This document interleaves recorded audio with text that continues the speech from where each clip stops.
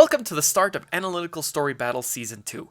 In case you're new to the series, what it boils down to is pitting two awesome characters against each other and seeing who would win in a fight. It's an in-depth analytical battle told from a first-person view, so you can feel that you're in the fight right there with them. In terms of the storyline, quite a bit has happened up until this point, and a huge amount of context will be provided if you watch Season 1. The story revolves around what would happen if Arkham Batman would turn into a villain, and the great lengths that our heroes have to go through to stop him from enacting his nefarious plan.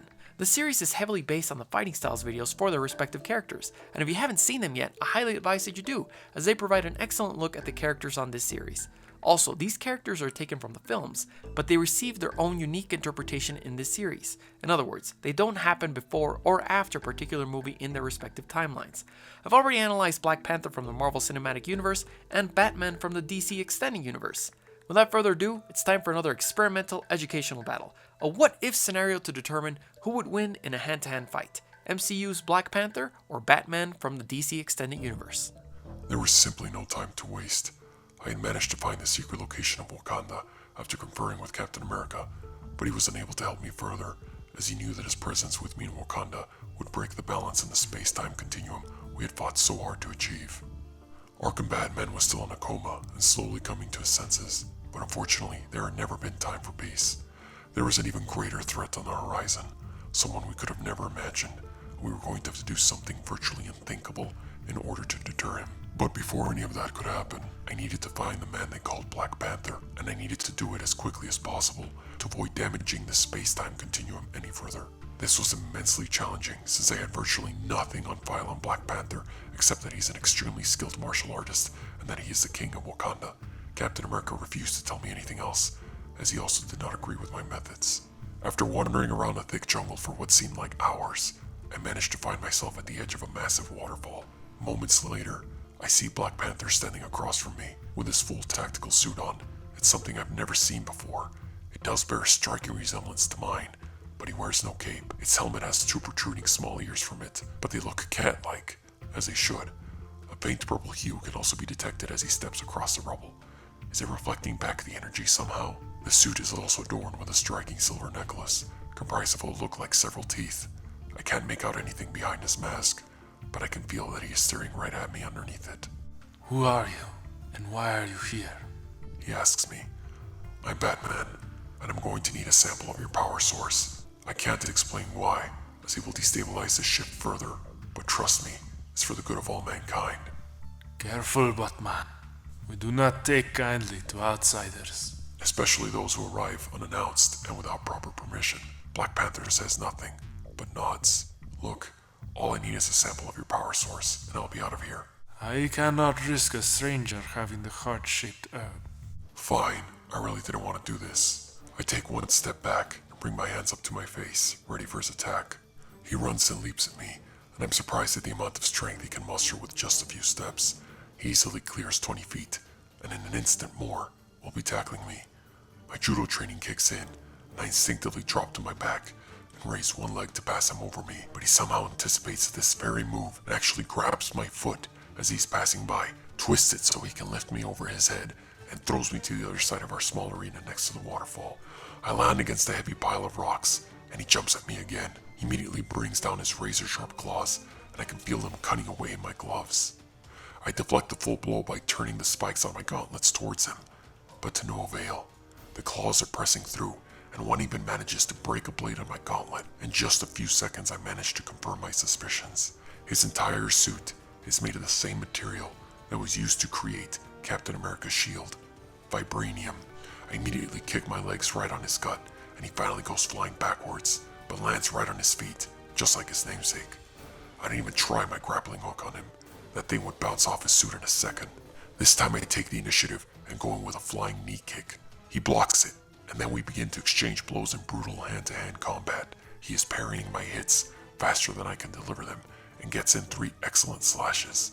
It's astounding at how well his tiger-style kung fu complements his immense strength and suit. I try to keep up with him, but his strength is overwhelming. I take one too many hits to the face, and he eventually throws a spinning hook kick out of nowhere, sending me careening towards the edge of the waterfall. I roll just in time to avoid a follow-up side kick and deliver a strong roundhouse kick, and in something straight out of science fiction, the The suit seems to have absorbed the strong technique and reflected it, and in that instant, Black Panther grabs my would-be roundhouse and picks me up and slams me to the ground. He places his claws right underneath my chin. Tell me why I shouldn't kill you. I can hear him say, "You haven't beaten me just yet."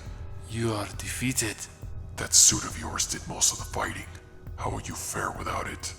All of a sudden, I'm aware that we are watched by dozens, if not hundreds of spectators. They had come to watch the battle at some point after we started. An unknown voice off to my right suddenly asks if I'm challenging the king of Wakanda, and I assertively say, yes. In less than a second, Black Panther pulls me up, and a few of his guards push me back a few steps. I can't believe that worked. Black Panther removes his helmet, and I see the face of a stoic and somehow serene man. He walks over to another guard and drinks a potion of some kind. In a matter of seconds, he's on the ground, and by the looks of his change in demeanor and speed, seems to have lost his Black Panther powers. He removes his suit and, wearing a pair of shorts, faces me. One of his guards hands him a short spear and shield. "If you're as good as you think you are, you won't need those weapons," I say. He takes a brief look at them and then chucks them over the waterfall. Against my better judgment, I remove my cowl. They don't react, so I figure my identity is still safe. I remove the cape and armor, and am left in my thermal pants. We both put up our hands in boxing stances, and he first comes at me with a strong right hook. I block and hold it for just a second before unleashing a counterattack to the throat. He ducks out of the counterattack and responds with a quick jab to the gut, and in a second takes the fight to the ground by tackling me. He attempts to initiate a triangle choke, but I deflect it by raising my knee up and to the side, landing a powerful strike to the side of his head. Taking advantage of his short daze, I follow up with a quick uppercut. It sends him back a couple feet, but he rolls out of the impact and stands back up, facing me with newfound determination. He changes up his stance, and I can tell he's going to try something different. I go in with a hook again, and he instead responds with a lightning-fast roundhouse kick, which later morphs into a side kick, striking me right on the chest. He luckily leaves it there for a moment too long, so I grab the leg and attempt to lock his ankle, but he flips out of the hold before I can do anything.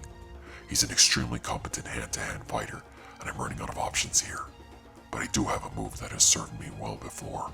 He lunges at me with his Tiger Claw strike, but before it connects, I deflect him with the strongest push kick I've ever delivered in my life. It successfully stumbles him into a small puddle, so I follow it up by grabbing his head and kneeing him in the nose. I can hear it crack, so I swing him up and over my body, slamming him on the ground.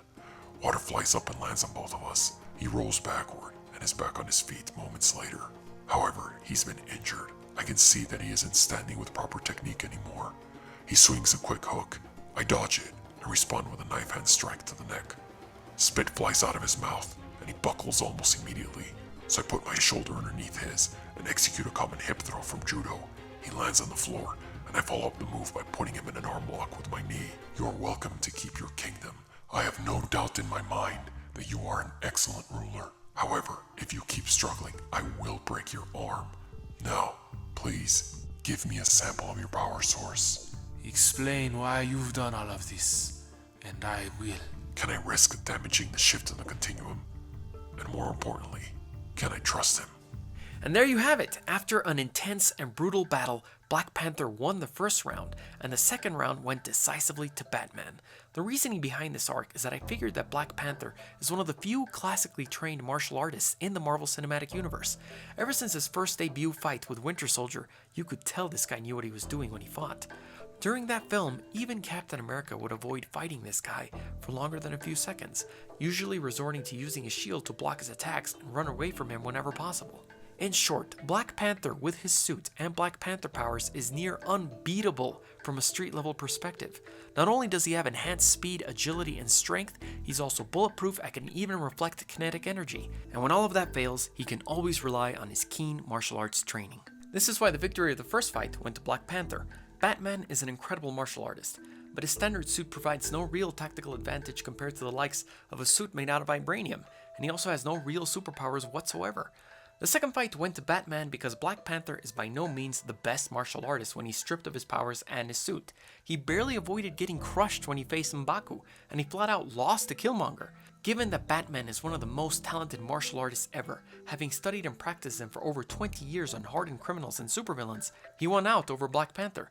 He systematically broke down his defenses by first catching him off guard with a push kick in the same way Killmonger did, and then followed up by breaking his nose and reducing blood flow to his head with his insanely strong knife hand strike. The judo hip throws would pretty much sealed his victory, and the arm lock was the same one he did in Batman vs Superman. What did you think of the fight? Who should fight each other next? Why do you think Batman needs the heart-shaped herb? Let me know in the comments below, and see you next time.